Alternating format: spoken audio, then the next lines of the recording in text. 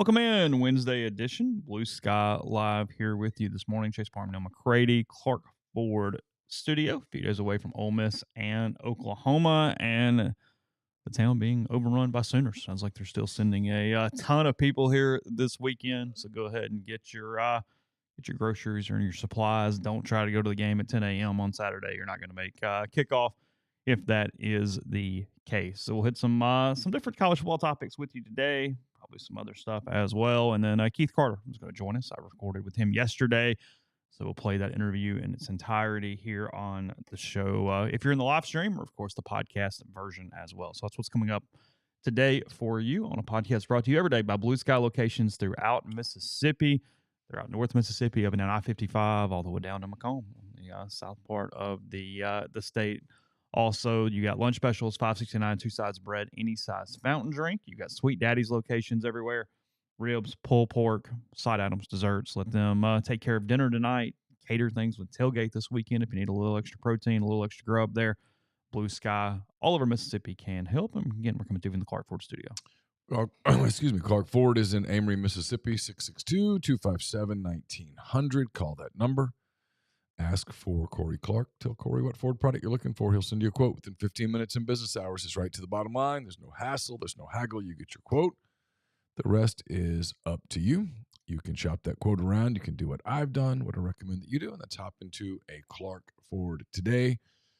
Get great products, great service. People at Clark Ford want to be your car guy. They want to be your truck guy. They'll prove to you what that means when you make the call. 662-257-1900. Guest, including Keith Carter, join on the Campbell Clinic hotline. From fractures and sports injuries to complex spine and limb conditions, the pediatric orthopedic physicians at Campbell Clinic Oxford are the only specialized pediatric orthopedic team in North Mississippi providing expert care for growing bodies. Visit campbellclinicoxford.com to schedule an appointment or call 901-759-3111. Yesterday, Fernando Valenzuela dies at the age of 63. I'm too young, Neal. Tell me about Fernando during that heyday. I mean, I wasn't even fully aware of the 1981 season. He starts off and throws 8 complete games or something in his first like 9 that. starts, something Yeah. along those lines. He was a phenom. Everybody fell in love with it. I was 11 years old. I remember. You're like heyday then. I mean, that's your. Yeah, it was awesome. Yeah, you'd watch the highlights. I remember one night he pitched on a Monday night baseball game, or maybe it was a Saturday afternoon baseball game, and it was just kind of must watch for an 11-year-old. It was the whole he got a kind of a tribute in Bull Durham, the movie, because he was the one that said he, breathed through his eyelids and lava lizards and stuff like that. I mean, he was a unique character. And he threw that screwball that looked different than anything you'd ever seen at that point. Yeah, it was cool. So it was, I mean, I didn't get like choked up about it, but when I saw this morning that he passed away, it was kind of like, wow. Yeah, it's his first 8 starts. He was 20 years old, kind of an unknown when he comes up, and 8 straight complete games. Throws 9 innings in his first 8 starts. That'll never happen again. And at the end of those 8 starts, his DRA was 0.50. Yeah. He allowed no earned runs, 1 earned run, no, 1, no, 2. First 8 starts. Think he started the All-Star game? He won Rookie of the Year and the Cy Young. Yeah. It was a great season. And 6 All-Star games during his career. And I think it ended up being 17 years. And that was a time when the Dodgers were they almost had a, what's the word? Cult following's not right. But like as a kid in North Louisiana, this is hard to explain to people. Like, because I don't think today there's anything resembling this. I knew the Dodgers lineup like the back of my hand. They were bigger than life. I mean, I knew their whole lineup. I knew everything about the Dodgers. And so when Fernando Valenzuela pops on the scene and suddenly is the ace of their staff, it was just really cool. People would try to pretend to be Fernando. You knew who the Dodgers were. You knew the Yankees lineup. It's why, like, for people from my generation, this World Series has a certain nostalgia to it. Dodgers, Yankees. When I was a kid, Dodgers, Yankees were just massive brands. And you didn't know they were brands when you were a kid. You just thought these are the greatest teams ever. Because it's all you saw. You didn't see the other teams. You saw Dodgers, Yankees. You saw the Royals because they were pretty good, but not quite good enough. You saw the Phillies because they had some really good players. But you saw Dodgers, Yankees. And you knew their lineups. I can still tell you their lineups. You knew their infields. So if you played an infield position as an 11-year-old in the 80s and you were a shortstop, you were either Bucky Dent or Bill Russell. It's just who you were. If you played second base, you were either Willie Randolph or Davey Lopes. If you played third base, you were either Ron Say or Craig Nettles. You just knew those people. It's just different. It's a different world today. And that continued through mid-'80s probably. Well, maybe even a little longer, because I can remember being very young, but still having that with the agate in the paper and knowing the main players. And we still did the mimicking batting stances and all those sorts of things. I mean, it's one of the memories I have is me and a cousin. I stayed with my great grandmother back then, and when we would pick out your batting lineups, make believe one-on-one baseball game, we used a tennis ball or rocks or whatever, and for a bat we used like a stick that held up tomato plants in the garden, like just a piece of wood that you use for that. And I guess golf shafts weren't around, so doing this instead. And you would pick it out and you'd have this whole game in your head. And we did the same thing, because I think that in a lot of ways it was even easier then than now to just follow those huge names and brands and be infatuated with them, because we're so overloaded by everything now that there's no mystique in the same way. And even your local team, you see them every game for the most part if you want to. It's just different than going, wow, the Dodgers, the Yankees, the Cubs, the whatever. Sure. It's a whole different element. Yeah, no doubt. In that way. Yeah, his 81 season, World Series champion, Cy Young Award, Rookie of the Year, MLB strikeout leader. Year one. Pretty good year. Yeah, year one. I mean, the only thing that even comes close to that was when Mark Fidrich had his rookie year. Mm-hmm. What year was that? 78, 79. Okay. He was a Dodger from 80 to 90, an Angel for a year, an Oriole for a year, a Philly for a year, a Padre for 3 years, and then finished up with the St. Louis Cardinals. Oh, I forgot that he finished up in St. Louis. You don't remember that? No, I chose to forget that. Suddenly he wasn't not as special all of a sudden. He's not, clearly known as a Dodger. Yeah, for sure. He finished his career with 5 appearances for the Cardinals, ending with a career record of 173, 153, and a 3.54 ERA. Pretty solid. Dodgers invited him to spring training in '99, but he declined. In his mid-40s, he played a couple seasons in the Mexican Pacific League for somebody. I don't know. It's probably very similar to the California Penal League. It's for Ricky Vaughn. Also a really good hitter. In 1990, he hit .304. I do remember him being a good hitter. Kind of in vogue for all the Braves guys, could hit a little bit. .304 there for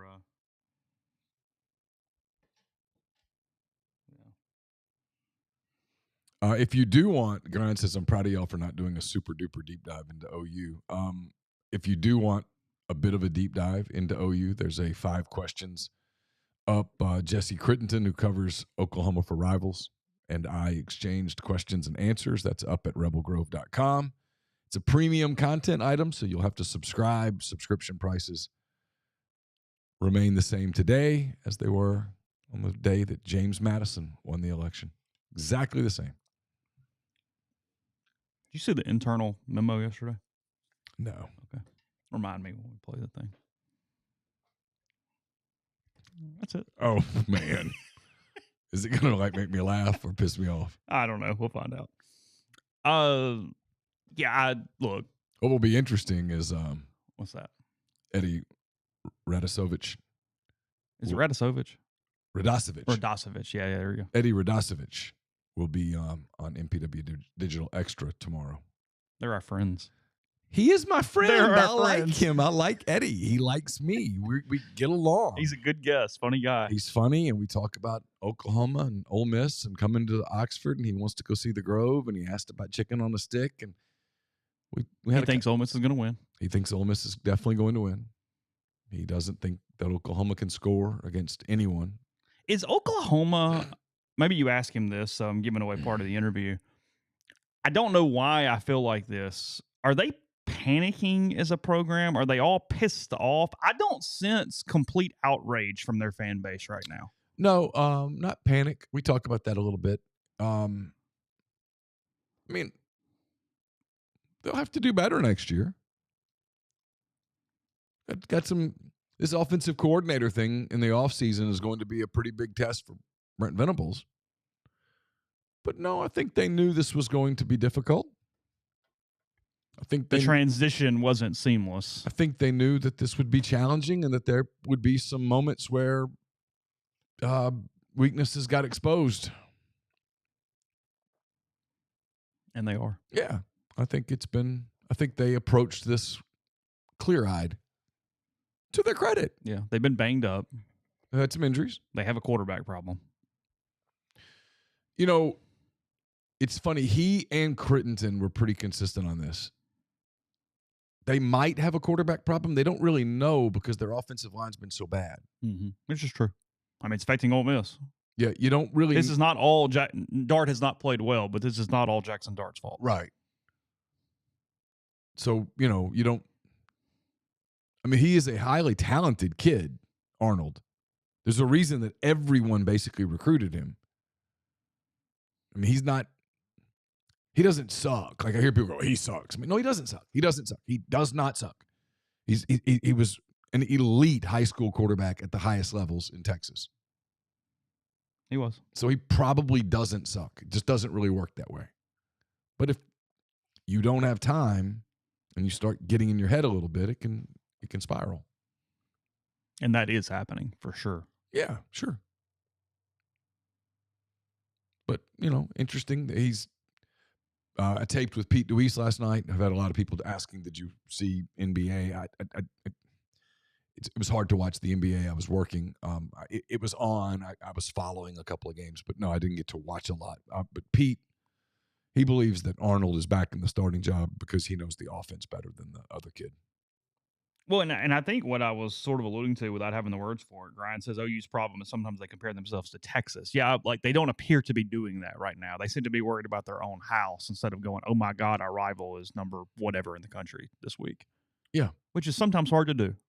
And they appear to go, hey, we got our own stuff I think now. As much as it probably is begrudging for them, they acknowledge that Texas is in a better place than they are right now. There's no sense in doing the Texas sucks thing, horns down and all that when they're clearly in a better spot than you're in right now. So you have to roll the sleeves up, get to work, and try to get there. That's all you got. Mind your own house. There's probably some benefits. I don't know this. Probably some benefits in that fan base because mostly right, but right or wrong, they have a ton of institutional long-time trust in Castiglione. Yeah. So you have an AD that's going to, in their minds, fix it, even if it's not fixed currently. I mean, he's a very good AD. And been there a long time. He's done some good things. Highly respected. It's like I was talking to Ben Portnoy about it when he was on the show a few weeks ago, and nobody even associates Castiglione at this point with having ever been at Missouri, and he was the AD at Missouri first. Came from Missouri to OU. Yeah. And he is Mr. Oklahoma. Yeah, he's done a really good job there. They'll be okay. Oklahoma will be. They'll figure it out. Might take them a little while, but they'll figure it out. Ole Miss has got to play well. I mean, Lane was exactly right on that on Monday. This is about themselves. This is not about Oklahoma. If Ole Miss plays a decent football game, they win the game. Now, the next two games. I don't think Trey Harris is going to play, so you got to figure out what that looks like offensively because it has bogged down without him. Well, they've been very mediocre on offense without Trey Harris. Yeah. I mean, it's like, I know he kind of pushed back. I'll push back on Caden Lee. No, they've been pretty mediocre without Trey Harris. Yeah.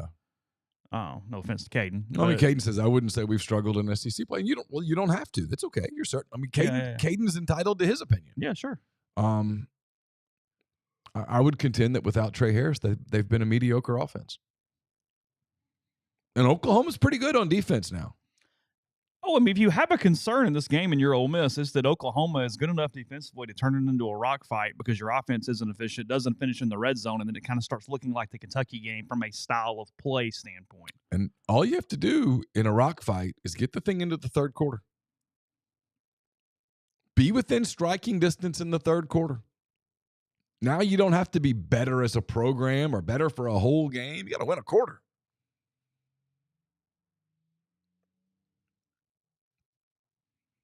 But I think, and I'll say this out loud, I think the next two games for Ole Miss, Oklahoma and Arkansas, are games that Ole Miss only loses if it beats itself. Now, Georgia's a different animal. So the people that are doing this, hey, they're going to be favored in the next 5 games, just run the table. Hey, spin a little harder, bud. Just spin it a little harder, champ. Take your ball like it was Meadowlark Lemon. Just spin it really hard. And then when it doesn't happen, his response will be, well, I tried to tell you. Meadowlark Lemon? Was it Meadowlark Lemon? Wasn't he spinning a lot? Was that I think. Wasn't he one of the guards? Was it? Curly Neal. Curly Neal did the spin. Maybe it was Metal. They probably all could spin the ball. It's probably a prerequisite. I've never seen him. I saw him in Oxford. Did I miss out? Nah. It's fine. If you're a little kid, it was fun. I do want to see the bananas. Yeah, I'd like to go see the I'm bananas. actually more interested in the bananas. When I was a kid and the Globetrotters came on Wild World of Sports, you kind of watched. I get that. I'd love to do a deep dive on the bananas, though, because that dude had a minor, like a Coastal Plain League team that got nobody there and went, no, we're going to do something completely different. And that was selling out football stadiums. Yeah. Kudos, man. Damnedest thing. Entrepreneurial. Former Rebel Zach Phillips pitches for the bananas. Is that right? That is correct. Yes, that is true.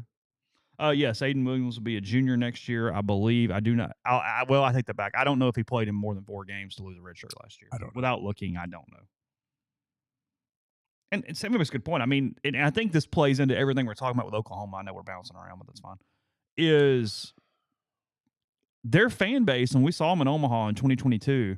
I sat by Eddie for those 2 games, and to their media's credit, or at least the media that I was associating with, Kerry and Eddie and those guys and whomever else, basically we're telling the fan base, hey, you got stuff to fix before you get in that league every day. And they kind of were prepared for that. They knew it. They went, okay, we're really excited about the opportunity, but we know we're not there yet. We've been able to sort of be a tier behind that, but in the Big 12, it's okay. We just win, and we're better than most of these everybody but Texas, and it's all right. So I think in a lot of ways they've done a really good job of finding a way to kind of tell them, hey, it's going to be a minute. And it's being a minute, and everybody's okay with that. Yeah.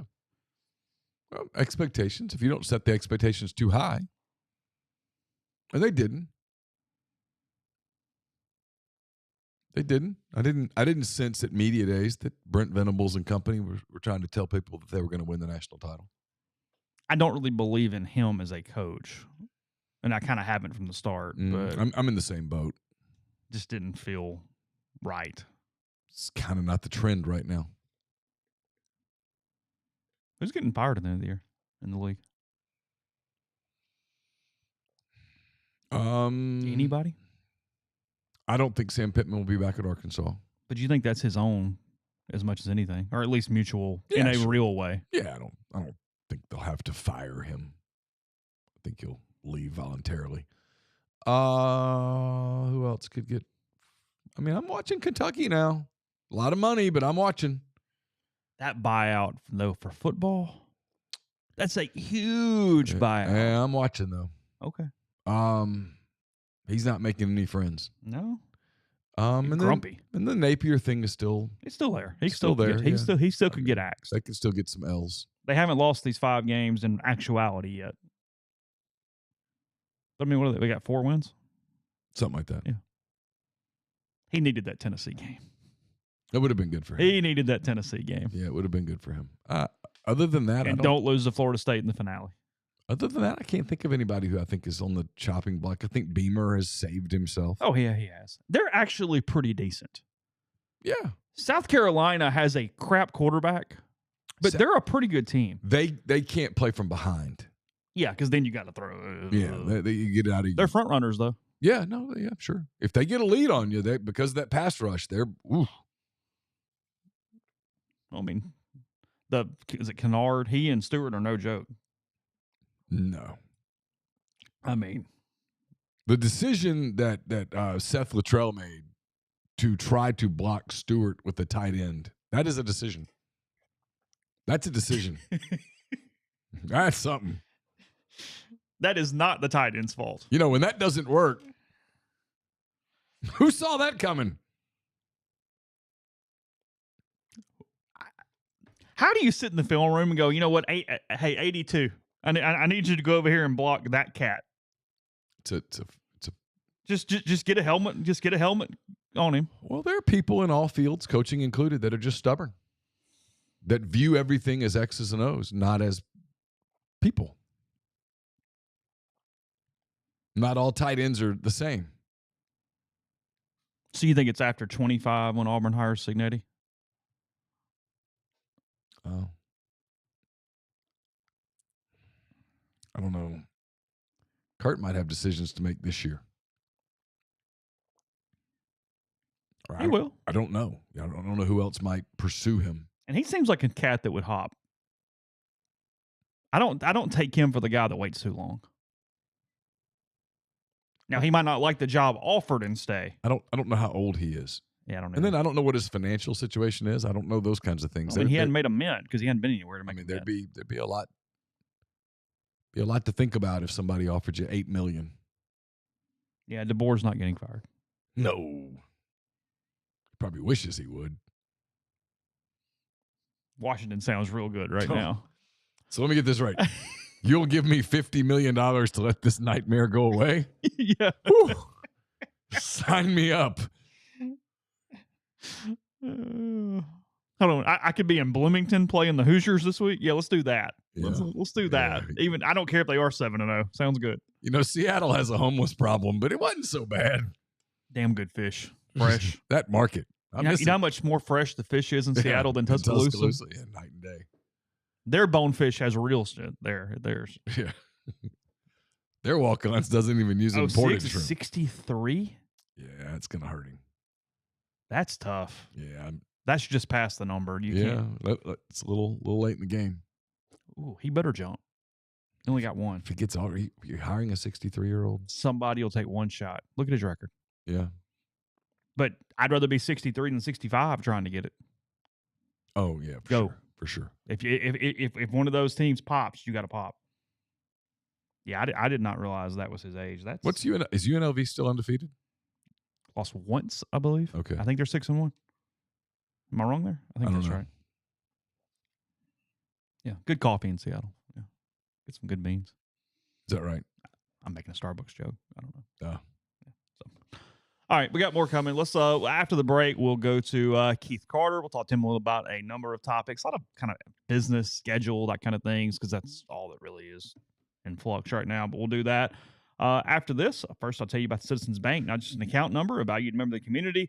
Now you find yourself in the market for a mortgage. Another reason to give them a try. Whit Wilson, many of you know in the mortgage space, is now at the Citizens Bank, ready to help you with your real estate goals. Stop by and visit 902 Sisk Avenue, Suite E, to discuss your options with Whit or one of their experienced bankers who values your financial journey. And while you're there, ask about the School Spirit debit cards. They donate an amount per every transaction to the local school of your choice, whether it's Oxford, Lafayette, or Regents. That's the Citizens Bank, PHILA.com. You've had Wendy's nugs dipped in sauce. Have you had them covered in sauce? Wendy's new saucy nugs take the crispy and spicy nugs you love, turn them up to 11. Choose between flavors like buffalo, honey barbecue, garlic parm, or if you're a real heat seeker, try spicy ghost pepper only on Wendy's signature spicy nugs. I dare you. That's 7 delicious ways to try the nugs you already love. Pick a flavor. Grab some napkins and prepare to nug like you've never nugged before. For a whole new way to nug, it's got to be Wendy's at participating U.S. Wendy's. We'll have hand-raised guys for you tomorrow. It's brought to you by Comer Heating and Air, Southern Air Conditioning and Heating.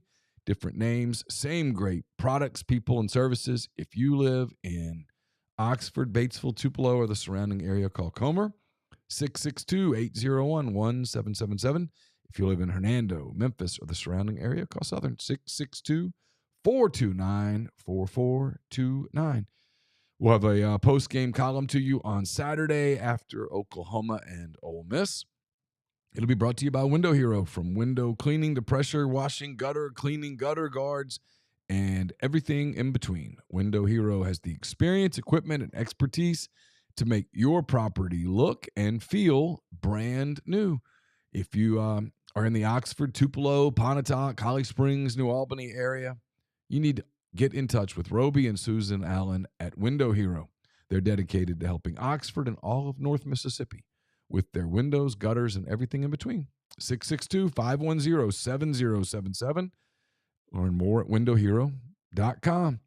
I have a notebook for you as well on Saturday after Oklahoma and Ole Miss. That's brought to you by Dead Soxy. Take advantage of Dead Soxy's fall sale. Get 25% off site-wide. All the socks, the best socks you'll ever put on your feet, including the Ole Miss NIL socks and more. Just simply use the code REBELGROVE for 25% at deadsoxy.com. I've got a notebook up from yesterday that's brought to you by Southern Q Sauce. Southern Q is crafted by hand in small batches to capture that tangy, sweet, smoky taste with just enough heat. They also have a variety of rubs, Old Faithful, the Old Smoky, Honey Pecan, the Clucker, the Longhorn, and more. Whether you're a professional pit master or an occasional backyard chef, Southern Q Sauce has the sauces and rubs to have your friends and family coming back for more. Check it out for yourself at southernqsauce.com. Use the discount code REBELGROVE for 15% off your purchase. I mentioned MPW Digital Extra. It's coming to you tomorrow. It's brought to you by Rustic Revivals. Based out of Flowood, Mississippi, Rustic Revivals builds tables and other furniture by hand with locally sourced lumber. The husband and wife team of Josh and Ashley Pierce specialize in custom-ordered tables, beds, dressers, coffee tables, bookshelves, decorative cabinets, chairs, and more. They deliver within 250 miles of Flowood. Podcast listeners can take 20% off their purchase by using the code REBELS20, REBELS20 at checkout at rusticrevivalsms.com, facebook.com/Rustic Revivals. You can go check them out on Instagram at Rustic Revivals. You can also call them directly, 228-217-1243, or you can email them at rusticrevivals@gmail.com. Podcast is brought to you by the Ole Miss Athletics Foundation. Ole Miss men's basketball will be hosting Illinois on Sunday. We'll hear Keith comment on that in a second.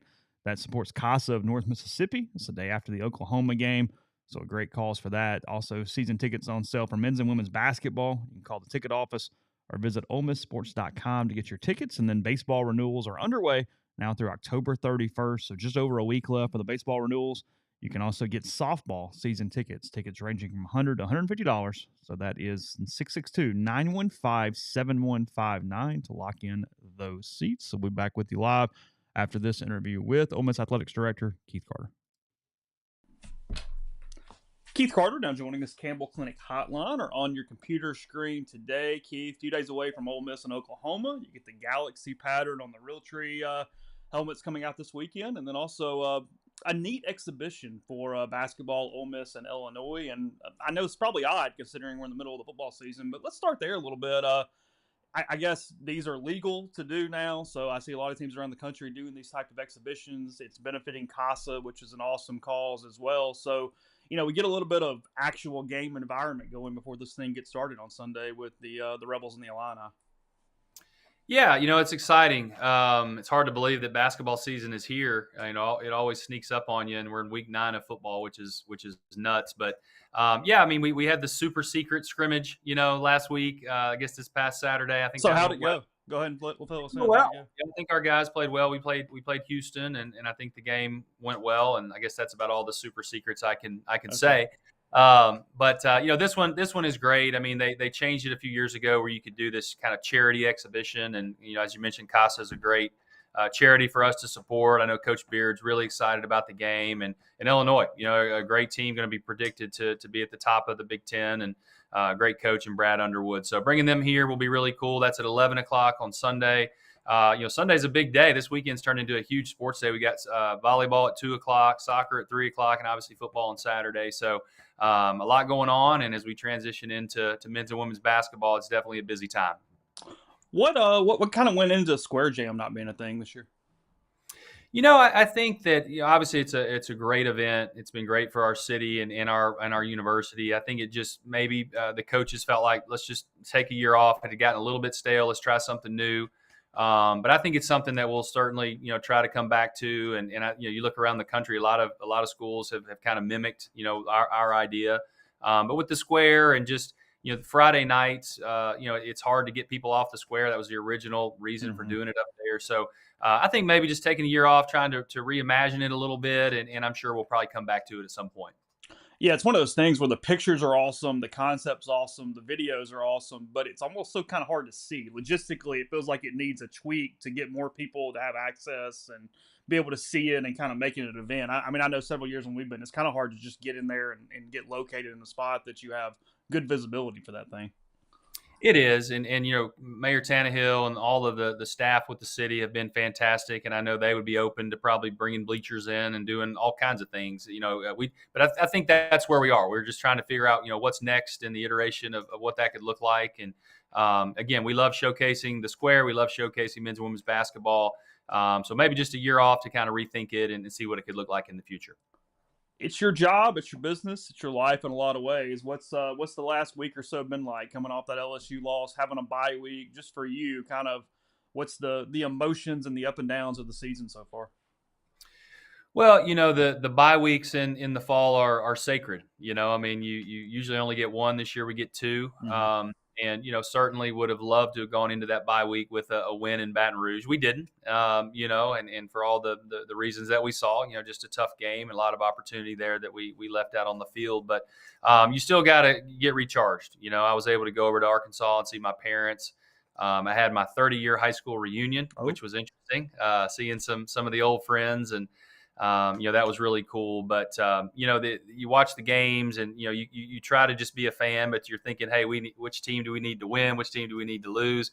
At the end of the day, we just need to win, right? We need to get back on track this weekend. But I know the team and the coaches, and I know the fans, they get upset sometimes and feel like that our players and coaches need to be thinking about it every second of every moment, and they do. But they certainly need to recharge the batteries. Obviously, get physically healthy, and the bye week came at a good time for that. So hopefully we're all recharged, ready to go, and focused on Oklahoma, and we'll get after them on Saturday. You probably hear from fans and donors and whatnot that are giving you some just their emotions, venting to you or asking questions or whatnot. What's sort of your message is then, the balance of, we all know how important this season is for myriad reasons, but at the same time, you're trying to focus on the health of a program overall year over year. Well, I think you can accomplish both. I think that obviously there was a lot that has been put into this year. So many expectations of getting to the playoff, and even though the season has not gone exactly like we wanted, we still have all those opportunities in front of us. We just got to take it one game at a time, and probably win out. You got to get to 10-2, I would think. But those things are still there. But I think if you look back over a 5-year window, maybe since kind of post Johnny Vaught days. And I haven't fact checked this, but it's probably one of the most successful runs we've had over a 5-year period in our history of our football program. So I think overall we're in great shape. I think we all get kind of caught on this play or this game, and we all want to win. I mean, we get judged by the scoreboard. That's the bottom line in what we do. So we want to win every game. We want to win every game and be dominant. But I think our league has just gotten to where there's so much parity. I mean, I think every week you watch it, you're seeing, these teams that are going down to the wire and having a chance to win or lose at the end. And so, unfortunately, we're just a couple of possessions away from being 7-0, but we're sitting here at 5-2. So a lot left to play for this year, and certainly, a lot of excitement about where our program is overall. What's your data say about how many people are just coming into town this weekend? It seems like maybe the most in the last 10 years. I mean, Oklahoma bringing a ton despite what their record and situation has been to this extent. I know I was talking to a couple of restaurants that had hundreds, even over 1,000 in some instances, of people on waiting lists and whatnot. I mean, just showcasing the town, the university, you get the real tree game, all those sort of things. It's still, it seems like this does feel like quite the showcase game despite it being at 11 a.m. on Saturday. Well, it does. I think we're thinking this one's probably going to be up there with Texas. When they came, 10 years ago or so. I think people look back at that weekend as one of the biggest we've ever had, and we've had a ton of big weekends, obviously. But with Oklahoma coming here, I spoke with their AD, earlier a few months ago, and I spoke with them again this morning, and they're bringing a huge crowd. I mean, he says we have 5,000 that we allot to them. He said, Keith, we could have sold 20 or 25,000 tickets easy. So I think we'll see a lot of Sooners here in Oxford. They're bringing a big group with their alumni association and trustees and all that. But we know our fans are going to show up too. So I think I'm going to do a little kind of public service video later in the week, just talking to people about getting here early. Obviously it's an 11 o'clock game. Don't expect to leave your house at 10 and try to get on campus. It's just not going to happen. I mean, it's going to be one of those days. So get here early, get out in the Grove or whatever you want to do. But it's going to be a huge game. And that's what our team needs. We need an environment like that that's you're going to help get them back going again. And I know they'll be ready. I know our crowd will be ready. I quizzed Michael Thompson on it a few weeks ago when I had him on a different podcast I was doing. Where are you sitting on all these 11 a.m. kickoffs, Keith? Well, it's certainly new and different. Obviously when you used to get, stuck at the 11 o'clock kickoff, it's because you weren't very good. It's because you were the old Jefferson Pilot, Lincoln Financial, all whatever. The Daves. That's right. All the Daves there. But now, coming out of College Game Day and Big Noon, I mean, these are big games. They're a prime spot, for the networks. Obviously, ESPN, ABC, and then you got the SEC Network game. But I think from a crowd standpoint, do you lose a little bit from if it was a night game? You probably do. I mean, people don't have a chance to spend all day in the Grove and get ready for the game and all that. But I do think that we need to become more accustomed to it because I think as we move forward, we may see more, 11 o'clock and earlier kicks because it's just they want great football all day now. And I think, as I mentioned, there's parity in our league. There's great games. We certainly want a great game in the SEC going up against that Big Ten game at noon Eastern, 11 Central too. So again, maybe not quite the atmosphere that you would get at night, but day football is great, especially when you win. You win that game early, administratively, you can get back, sit on the couch, watch some football. So from that perspective, it's not bad. Are there any stipulations on how many times you can be in any time slot throughout the year or the day or anything? There are, Chase, but I do not have them in front of me. I think, especially with the 11 o'clock games, I want to say, they obviously home and away are a little different. Like we don't mind playing 11 o'clock on the road. Obviously we got Arkansas at 11. That's much better than 7 p.m. in Florida's 11 too. Florida's 11. That's right. Noon Eastern. That's right. So we don't mind those, but I do think there maybe either 2 is the max at home or something like that. I'd have to look at that, but they try to spread it out. Obviously we have not had a home SEC night game. Georgia's the only opportunity for that as it's a flex, and we're going to be lobbying to hopefully have a night game for Georgia. How do you think the Egg Bowl will play as a Friday game? I've gotten good feedback. I think it kind of hits the sweet spot. I think some people really didn't like it on Thanksgiving night, and some really liked it on that night. But I think Friday, it allows people to kind of enjoy their Thanksgiving. Now, you do have some people that have to go back to work on Friday that will miss out on the game. But I think it's kind of that middle ground to where you can enjoy your Thanksgiving day with your family, maybe do the game on Friday and then have a Saturday free as well. So obviously we'll do it this year and next year because we'll go back to Starkville and see how it plays out. But overall, I've gotten some good feedback. Do you know yet an exact determination on when we're going to decide on the conference schedules and the 9s and the 8s and exactly what this is going to look like moving forward? Not exactly the exact time frame, but I do think that we're getting down to the finish line. I would say probably later this fall, early next spring at the latest. Obviously, the 25 schedule is going to come out here, shortly. But then as we get into 26, we're going to have to start making some plans on that. I mean, if it's going to be 8, then that's fine, or 9, or whatever. But we've got to start working on that. And my gut tells me it's going to be 9. I think that's probably where we'll end up. But certainly, we're waiting on a few other factors and seeing how all that will shake out. But hopefully sooner rather than later. You think there's no way the 25 schedule is altered? What's there will be what is played. I do. I think that'll be 8 game. I think basically it will just be your conference matchups will basically just be the going to the other place that you played this year and them coming to us. So we'll get those. And obviously the game times and dates and all that, we don't know yet. But I'm pretty sure our opponents will be the same ones as this year. And whether it's 9 or 8 starting in 26, you still anticipate the non-con mandate? It's a good question. I think that that's still up in the air a little bit too. I mean, obviously, those Power 4 or whatever you're going to call it moving forward matchups drive bigger TV audiences, and I think that's a big part of this discussion. So we'll see what that looks like. Obviously, in meeting with the Big Ten ADs a couple weeks ago, maybe some collaboration with them on some scheduling things too could happen, which I think could be cool. But we'll see. I mean, for us at Ole Miss, from a competitive standpoint, would you rather have 3 kind of non-cons that you could chalk up to wins? Maybe.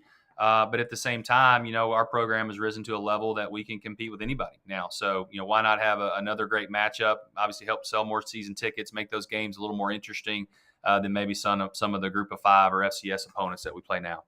What did you get as a read with any SEC Big Ten meetings and the collaboration that's happening there? I mean, just your opinion. Are you in favor of some sort of, challenge, if you will, that goes SEC Big Ten in football, like these basketball things, or where you have certain weeks or the way they're spread out, but that becomes how these non-conference games are set up? I mean, where do you sort of fall on that? Just as it being Big Ten centric versus like is going on now, where you just go find your opponent among the A4.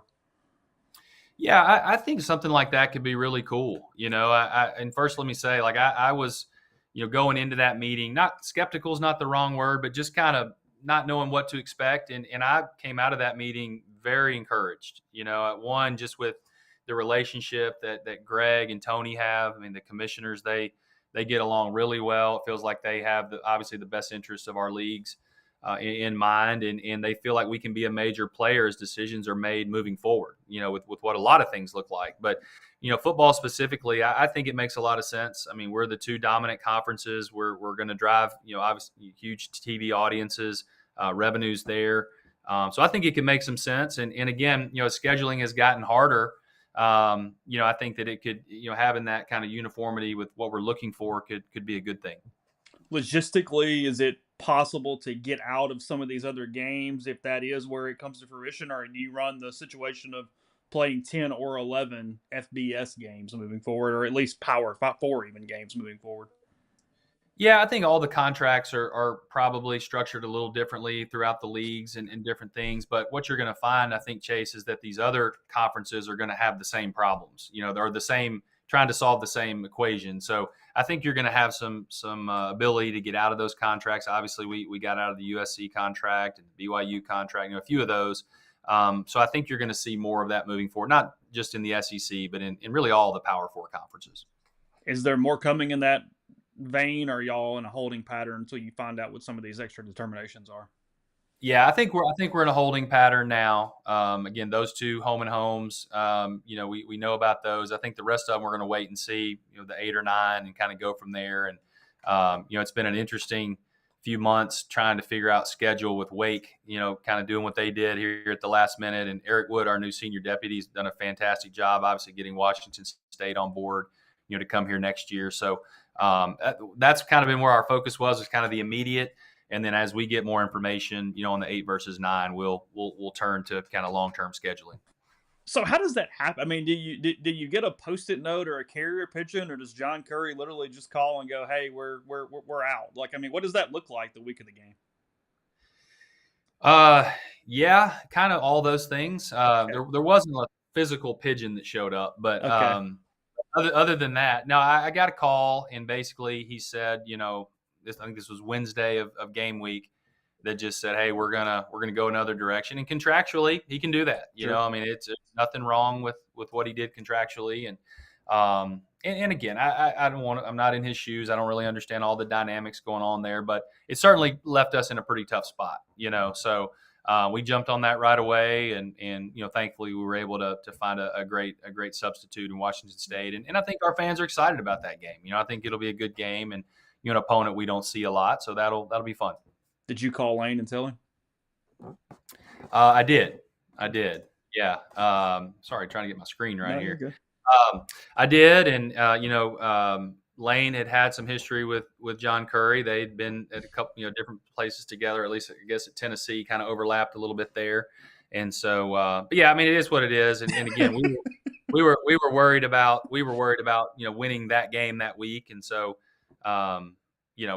we really didn't mention until after the game, and then obviously started working on the replacement. I'm going to ask you to speculate because I'm just curious what you think as far as the dynamics of money and where we are in a scheduling standpoint. But let's say it's 9, and then say there is a Big Ten or another game that's 10. That clearly takes a non-conference game away. And there's a formula to how you guys have been doing it, how most SEC teams have been doing it. is it more likely that the regional FBS game falls away, FCS falls away? Like, how would you sort of want to dictate scheduling in that hypothetical?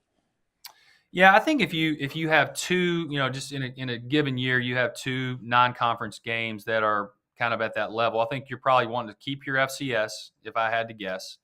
That's typically a $400,000 to $600,000 payout, to that FCS team.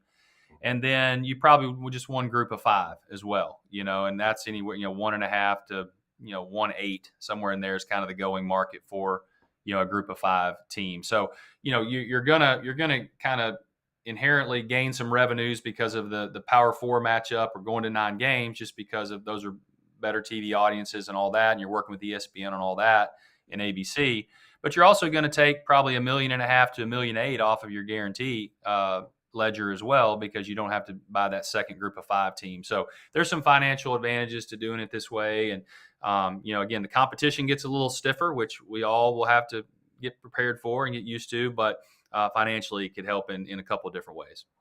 Are we getting to an NFL situation where coaches, administrators, fans, everybody have to be a little more aware that it's an NFL type parity where, 8-4 is not the old 8-4? Not that it's the goal. I'm just talking about this year, just in general.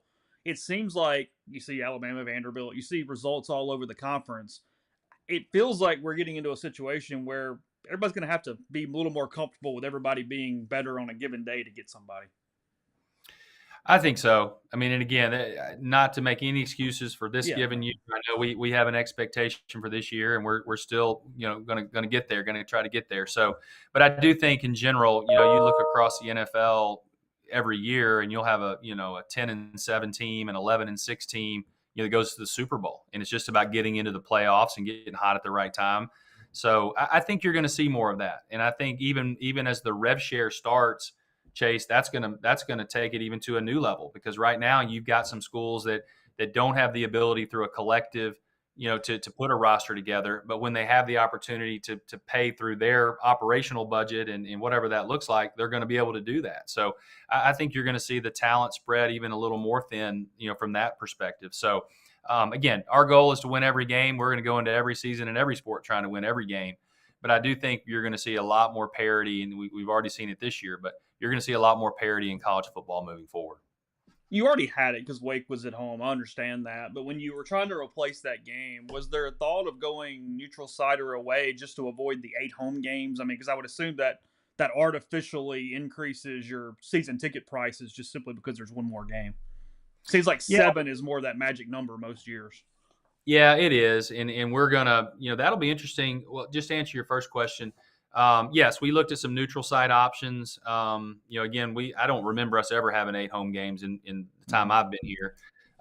So we were going to have that anyway. When we got this opportunity to maybe, see what we could do with the schedule, we looked at all that. Just didn't have we maybe could have played Washington State in Vegas or some neutral site, but we just didn't feel like that was, advantageous to us, and bringing them here, we think would kind of add to the season ticket allure, that type of thing. So 8 home games, but as you look, if we do go to 9 games, there's going to be years where you have 5 conference games at home. So does that mean you end up with 8 home games on an every other year basis? It could, So again, I think the way things are shifting and the moving parts with scheduling right now, we'll have to see how it all shakes out. But this may be kind of an interesting precursor to 8 home games in the future at times. I saw a story, and I think it was the New York Times a few weeks ago, and it was talking about Missouri and the way they've had this third-party marketing plan, and they've taken their collective pretty in-house, for lack of a better word. Maybe I'm being a little logistically incorrect, but whatever that looks like. And I know Mississippi's legislature had done a ton to open up opportunities. Where did you guys sort of fall on how far to take that and what to sort of make of that from an OMAP, a collective, and whatever that collaboration should look like to try to pull resources, if you will? Yeah, it's a really good question. Missouri was the first one, as you mentioned. South Carolina is doing that now. LSU, Florida, some others are doing versions of that. And we work very collaboratively with Walker and his team literally every single day, multiple communications. He and his team do a fantastic job, but I got to give a ton of credit to Denson and Matt McLaughlin, those guys over at the Athletics Foundation. I mean, they have basically kind of rethought their whole idea of fundraising around, hey, we have to raise money for the collective. Like, we've got to help them through this period until we get to rev share. So, those three guys, Walker and Matt and Denson, have worked really, really hard to do that. So we've kind of brought them in-house in some ways, just with the communication and obviously, whatever the rev share looks like, whatever model that looks like, we want Walker and his team to be a part of that as we move forward. But probably haven't gone as far as Missouri and South Carolina and some others, but our people internally here understand, all the way from the chancellor down, the OMAP board, obviously our administration and athletics, that if we're not working very closely with our collective and almost as if they were a part of our team, we weren't going to be very successful. So it's been a good collaboration with that group. Is that something that is there a fear of NCAA or penalty coming down the road? I mean, what are the negatives from going to whatever degree, whether it's Missouri or farther or whatnot?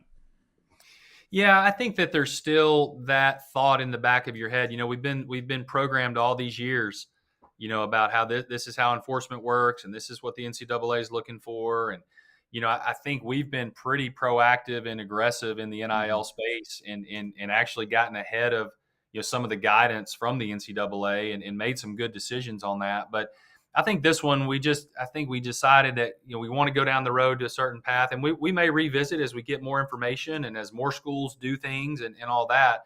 I think, really everybody's open to anything. But I think, a couple months ago, I just felt like we want to, here's a step we want to take, but let's evaluate a little longer and then maybe revisit, with more information. Do you have a date in mind that you think the rev share actually goes into play here? I mean, as we're getting a little farther with this house settlement deal, I know that fairness hearings have to happen. There's still some more things that have to play out. But, I mean, are you planning for a certain date where that next calendar is going to have this type of access to it? I think really the first week of April is kind of the target. And, obviously that's getting close to the end of the fiscal year. You've got a couple months there. But we're going to be preparing that the hearing will kind of close itself out around that first week of April. We'll be ready to rev share July 1. And, obviously a little bit of a hiccup with the preliminary approval that cost us, 2 or 3 weeks. But, all the attorneys feel like we're still on track for that early April, approval. And we'll be ready to roll when that happens. Is this enough to actually stabilize this for a little while? I think that it was this house settlement was a needed step because it puts some financial caps on it. I mean, that's the biggest thing that we know, at least for a period of time. We know what the finances are going to look like. I think there's probably plaintiffs' attorneys out there just waiting in the wings for new lawsuits. We see 2 or 3 more every week. But I think once the House case settles, there's going to be, kind of a next wave of whatever that is. But I do think it's going to give us, 2, 3, 4, 5 years of at least we kind of know what the guidelines are. We know what the money needs to be. We know that we can act in that model and not be, jeopardize getting in trouble with enforcement. We know exactly what the playing rules are. So I think that that's going to be really good for us. I mean, I still think there's a lot of employment questions. There's a lot of Title IX questions. Things that we're going to have to figure out as we move forward. But I think it's the right step. And, is this kind of the first step toward a model that looks even more like pro sports with collective bargaining and union? Who knows? But I think this is a good step to at least, get us down the road a little farther. Have y'all been given any guidance whatsoever on Title IX? And then how do you, when the time gets here, figure out what those percentages or what that makeup is? I know the NCAA on their back pay, they're doing 75% football, 15% men's basketball, 5% women's basketball, and 5% Olympic sports. But I would assume that schools are case by case and can do, barring the Title IX element, whatever they want. Yeah, I think that, we won't really know how Title IX plays into this. I guess like a ruling or kind of the way the guidance on it until probably around that April or May timeframe. But so in the meantime, we're all looking at it. The back pay percentages are something that are certainly heavily involved in the conversations as we move forward. I think each institution, you look at like an Ole Miss versus a Kentucky, obviously they're going to have a lot more of their revenues in men's basketball than we do, and we have more in football, obviously. So it's a little nuance to every campus. But I think generally most are thinking in that that 75-15, as you mentioned, kind of those areas of percentages as we move forward and what that could look like as we distribute the revenue. It's maybe not even a question that's answerable. Maybe something better for Walker, so you can go ahead and push it off. But I mean, I'm ballpark aware of kind of how the monetary situations are and through the collective with the different sports. But how do you guys even now figure out sort of what the budgets are for different sports and IL capabilities through the university? Well, I think that's one of the reasons I'm excited about the settlement. It's gonna put some percentages on, and it will truly be kind of a line item. Now we have budget meetings in the spring, and we talk about, here's your recruiting budget, here's your travel budget, here's your coaching salary pool, here's your NIL budget. We're gonna have that number, and it'll make it so much more seamless and easy. And to nobody's fault. I mean, it's just there haven't been a lot of rules, in the past 3 years. So you have coaches that have gone out and made promises, not just at Ole Miss, across the country. And then all of a sudden, the collective is tasked with coming up with that money. And so now it'll be much better just to have a clear picture of, hey, here's your football budget, here's your men's basketball budget, whatever that looks like. And we can go from there. So that'll be a lot nicer administratively. And I know for Walker and his team. And even if it's long range, that would at least bring the facility improvement discussion back to board because you'd have an understanding of baseline, right? No doubt. Exactly. I think that's been the reason, at least for me as the AD here at Ole Miss, the reason I've kind of put some of our projects on the shelf is just the unknown. So at least if we know, hey, football is going to be this amount, basketball is this amount, we can at least then start to say, okay, well, then maybe we can carve out this much for debt service on facilities and fundraising for facilities and those type of things. So it'll be nice to have more of a one level playing field with a lot of the other schools, but also know exactly what the rules of engagement are with your budget and what that looks like. When's the next concert news coming out? Well, we're working still for a spring concert in the stadium. We're kind of getting down to the nitty gritty on timing on that, and really only have just a couple of options that we hope kind of come to fruition. But hopefully in the next 30 days or so, we'll get some answers on that. We've been working hard on pavilion shows, anywhere from, obviously music to comedy to, kids shows, different things like that. We feel like we need to start with some volume in there, getting 3 or 4 shows a year in the pavilion. So hopefully some of those announcements will be, here before Christmas time, and we can get ready for the spring. The music booking situation a little more complicated than you thought, Keith? That's not really part of your purview in your job, I would assume. I'm kind of a one-trick pony, Chase, and it's athletics. Now we got some great people. I mean, Neal Mead has done a fantastic job. Wesley Owen now is taking over some of that, and they work hard and they're good at what they do, but they have day jobs too. So we're actually looking at potentially a third-party group to help us with some of those bookings and the people that do it every day. So if we truly want to get in that business and make it a revenue opportunity for us long term, we've got to not just kind of stick our toe in. We got to jump in. Do any schools have somebody in house that just does that kind of thing? Well, I don't know about in-house within their athletics department, but you look at a lot of South Carolina as an example, Texas as an example. I mean, those are municipal type buildings that they play basketball in, and basketball is a priority, but they also are kind of co-owned by the city, and they have, those third party groups that have, 30, 40 shows a year booked in there. So I don't think we ever get to that level. But even if we're going to do 3 or 4 or 5 in the pavilion, and maybe 1 or 2 in the stadium, we need people that are thinking about that 24/7. How many showed up for your 30-year reunion, Keith?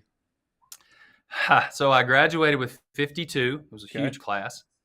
15 showed up. And so, but it was fun. It was fun. You know how it is with your buddies, Chase. You even though you haven't seen them in a long time, you just kind of fall back into place. And the ones that are the brunt of the jokes are still the brunt of the jokes and all that stuff. So it was, fortunately I was the brunt of some of the jokes, but it was fun. It was great. And, again, I think in our world where it's like, man, you're so laser focused on all this crazy stuff that we just talked about, it's nice to kind of get with your pals and check out for a little bit.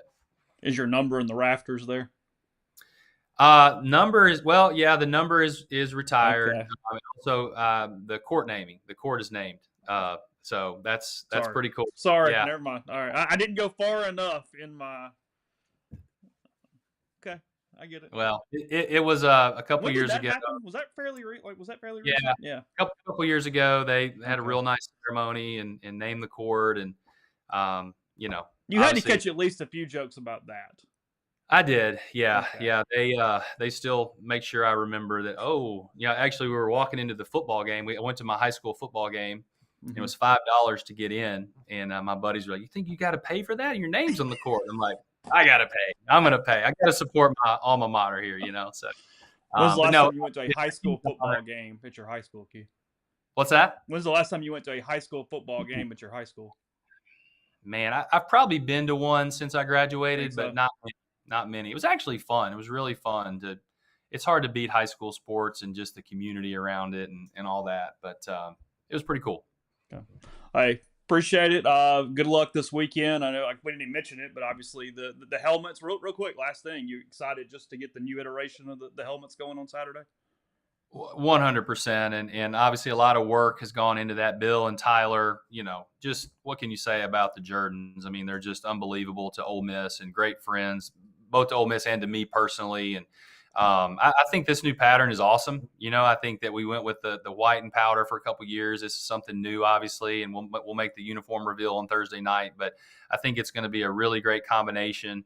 And again, just you know, we appreciate what the Jordans do for us, and you know, I feel like Bill has kind of left his realtree duties behind and really focused on these helmets. You know, I mean, Bill has been the main and primary person, you know, driving all this, which that's just who he is. You know, just such a great guy, and really excited to show him off to the fans, and should be fun. Hopefully, get a big win to commemorate that, but it'll be a great weekend. Good luck. Let's talk soon.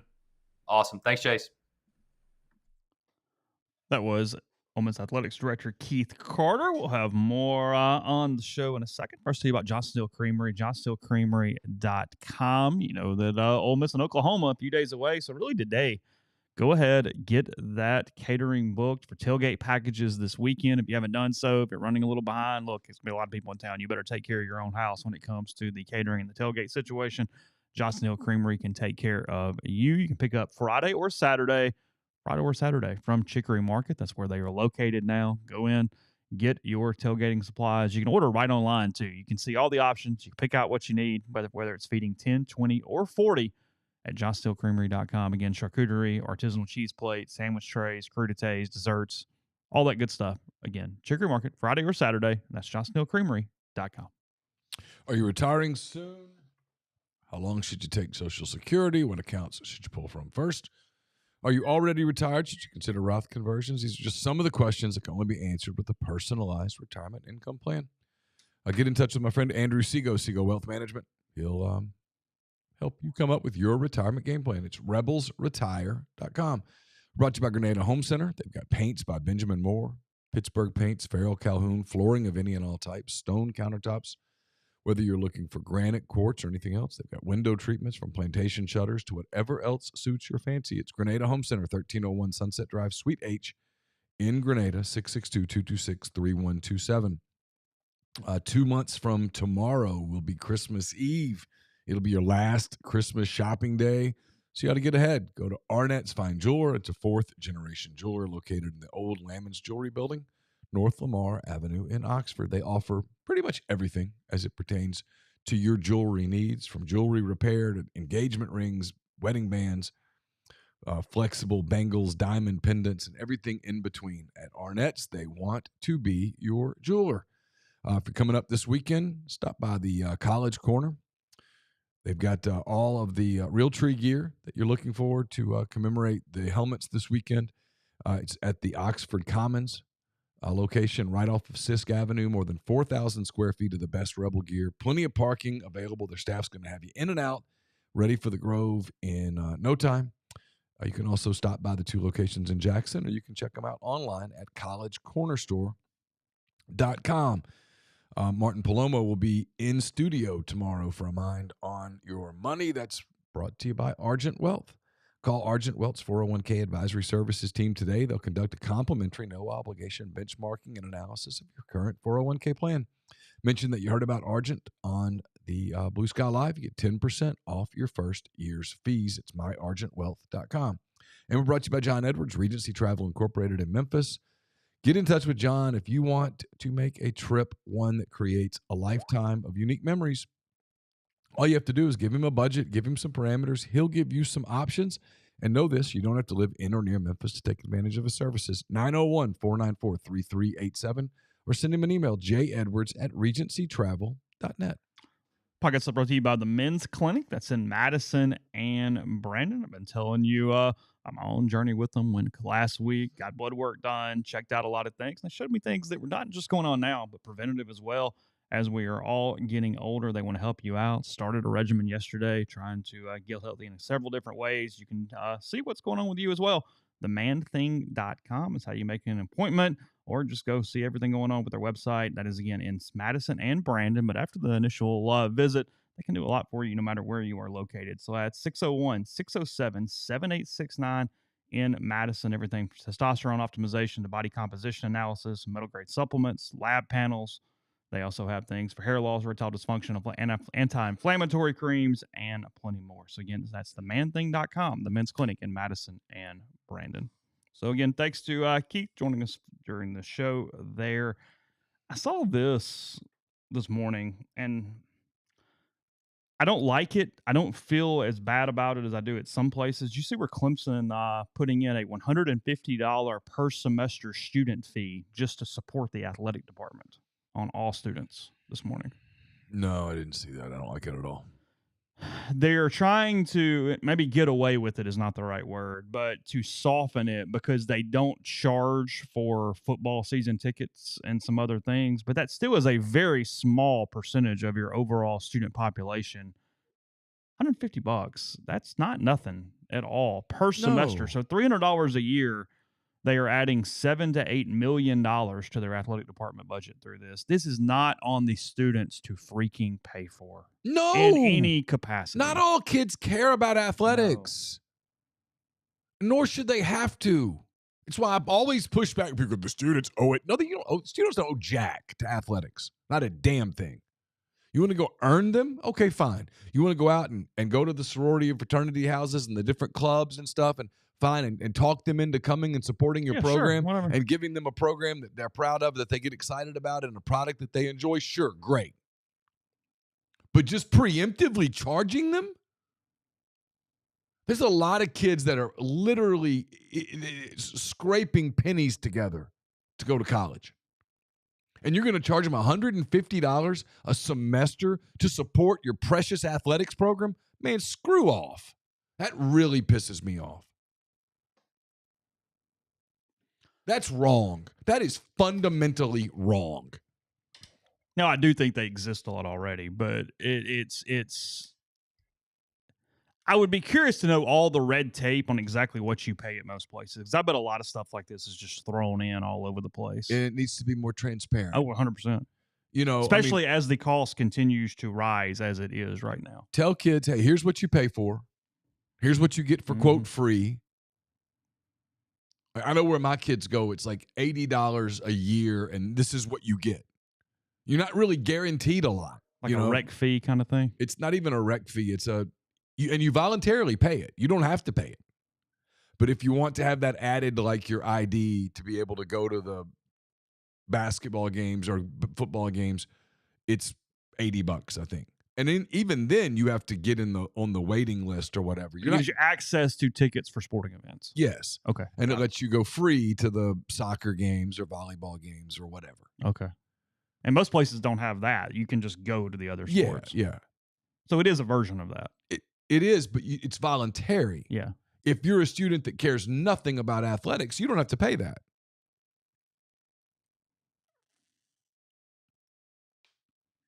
Wonder what they raise from it. Doing math in my head. I don't know. Not much. Because you don't know the percentage that opts in. No, because I would guess most kids don't opt in.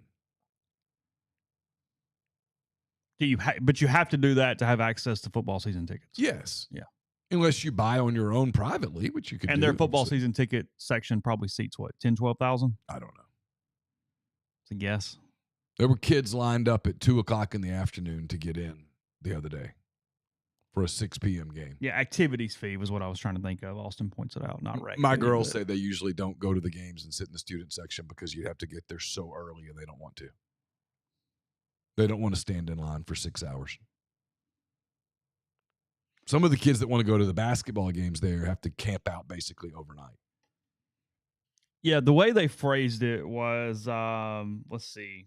Tigers AD Graham Neff says students here at Clemson receive free access to all sporting events, including half of all student tickets for football games. I don't know what that means. Because if it's half, what half? I don't understand that sentence. It says most Power Four schools either charge a student fee or require students to purchase tickets. Every other NCAA Division I public university in South Carolina charges an athletics fee. The request for motion is the implementation of $150 per semester athletic fee to be used solely. Slow down. I'm losing some of that. Okay. Every Division I public university in South Carolina also charges an athletics fee. So South Carolina does the same thing, as well as Coastal and whomever else.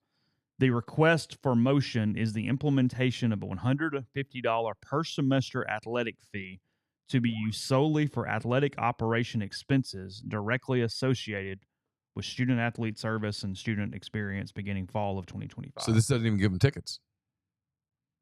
Tickets are free, it appears, for everything except half of the student football tickets, which I don't know how that's phrased or used or anything else. That's that. But yes, you would get into basketball free. You would get into all those things free. Yes. You should try some more transparency, sir. Yeah. I don't know what the second half of that. I mean, $300 a year. Half of the student body cares nothing about it. No. And that's okay. Ask Keith about concerts. I saw Virginia Tech's doing a Metallica concert at Lane Stadium. Makes sense. Enter Sandman thing. That'd be cool.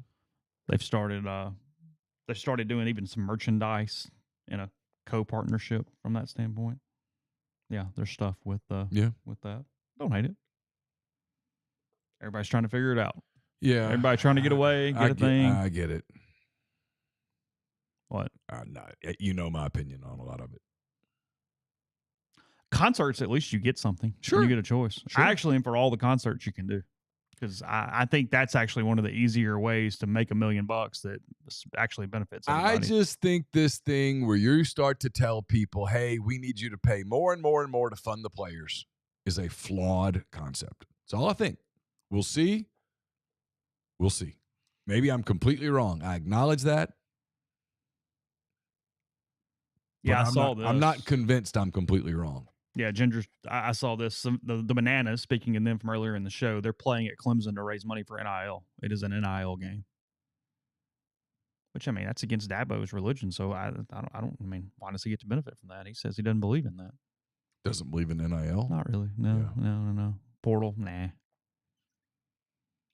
I don't have a problem with that. You're giving fans something, but just, hey, fans, keep giving more so we can go buy more players to come here for 9 months and play one season. Well, because it's not an accident. This is going in at Clemson in 2025, meaning we're not going to earmark it for playing players, but it's going into the same bank account that we then write the checks from that pay the players. Yes. This is going to help us with the house settlement payment. Yeah, we're going to use this $7 million to pay for the operating costs, but we're going to take the $7 million that we're paying for the operating cost and now pay the players with that. But we're going to tell you this is just for operation cost. Same bank account, if you mean. Yeah, just be like me and you having a joint bank account and going, well, no, his money didn't pay for that. Well, it was all in the same. Like, okay. Yeah. No, transparency feels more important right now than ever before. Just tell the fans we need more money to pay the players. And then let the fans decide whether they think that's something they want to do or not. And it's okay if they don't. Yeah, it's a tax. It's a good point. GJG says it in the stream. It's a tax. It's not a donation. It's a tax. This is fair. Because it's required. Yeah. There's no option. Right. You should be able to go, nah, I'm good. I don't really care about going to the basketball games. There's lots of students that don't go to games. Lots. Lots and lots. Everywhere. Even at places like Ole Miss that are sports crazy, I promise you, there are thousands of students on the campus that don't go to sporting events. It's not their thing. There's nothing wrong with that. It is, at the end of the day, an institution of higher learning, not an institution of higher football. Or it should be. I don't know. It bugs me, frankly. You know what really bugs me? what really bugs me, and I have to bite my tongue on it, What's that? is some of the stuff that we know that kind of happens that we don't get to like write about because it would piss people off. But you'd love to really tell the truth sometimes. But I'd love to do it where I had access to tell the truth about like 30 programs, not just one or two. Well, yeah, sure.